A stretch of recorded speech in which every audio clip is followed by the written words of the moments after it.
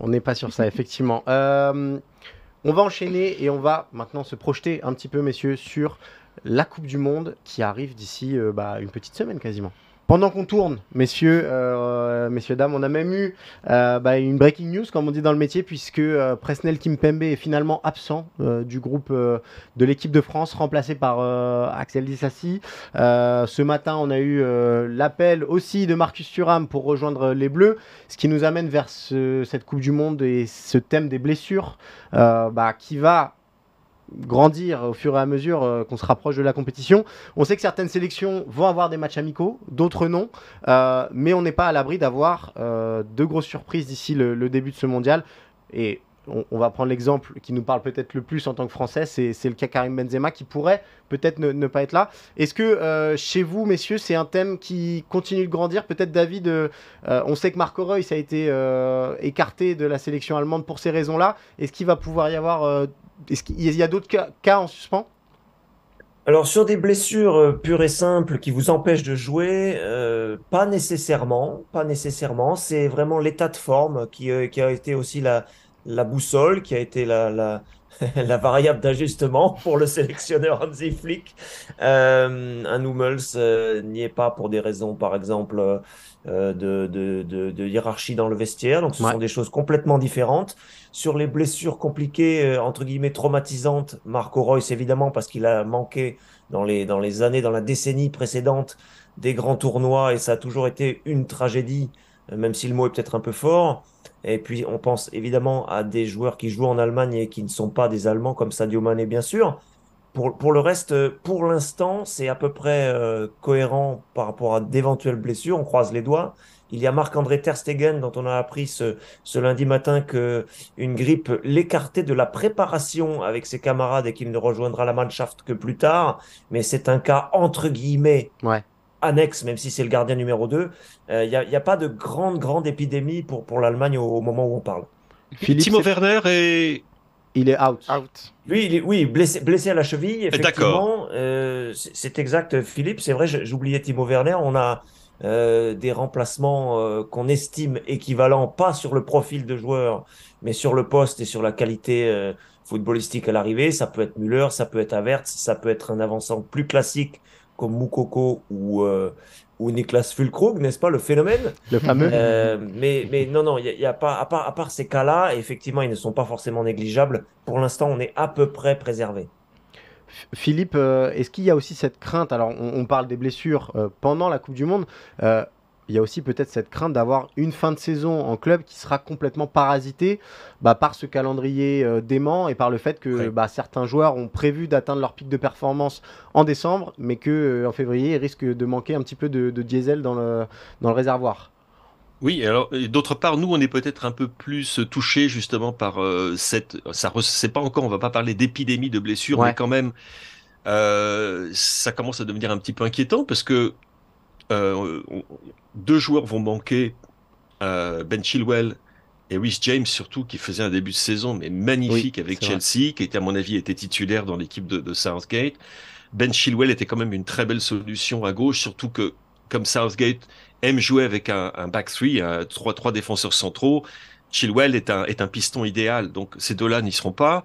Calvin Phillips vient seulement de reprendre. Et donc il va aller dans un état physique, personne ne sait dans quel état il va être, alors que souvenez-vous, Phillips était vraiment faisait partie Ouais, ouais, joueur des titulaire à tauliers l'Euro. de Southgate.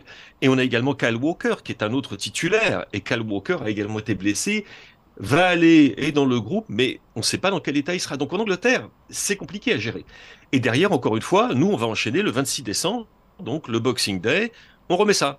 Donc, et si l'Angleterre va aussi loin qu'elle l'espère, on aura des joueurs qui seront mais complètement cramés à fin janvier. Et ça, j'ai parlé à deux, trois préparateurs physiques de première ligue et des adjoints de managers.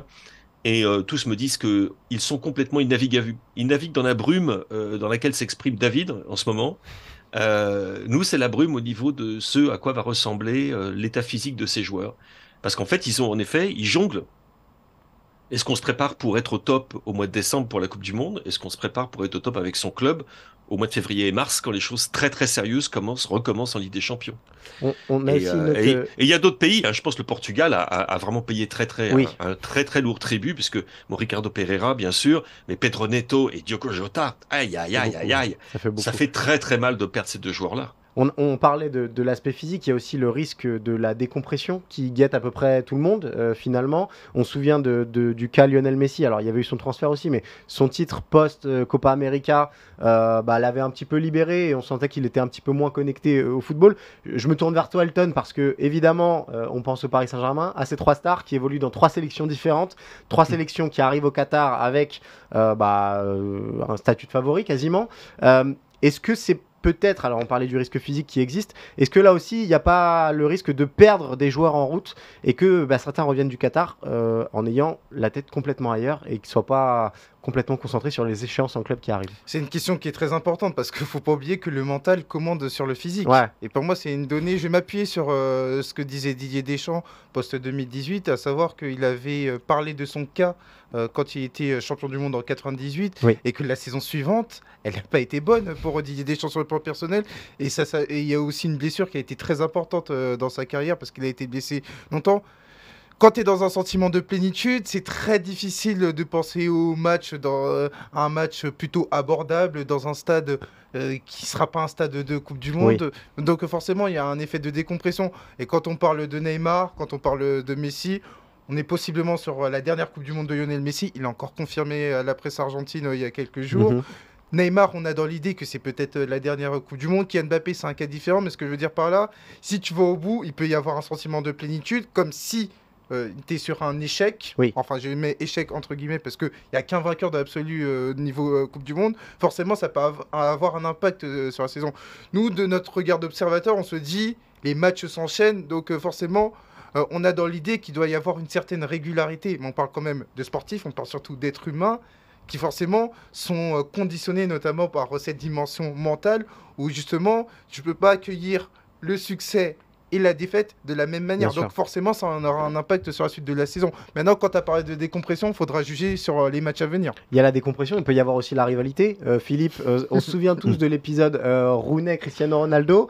Ça aussi, ça peut être quelque chose qui peut jouer sur le futur des grands clubs européens, à savoir que deux de leurs stars se rencontrent et qu'il se passe quelque chose sur le terrain qui soit de manière à altérer leurs relations en club.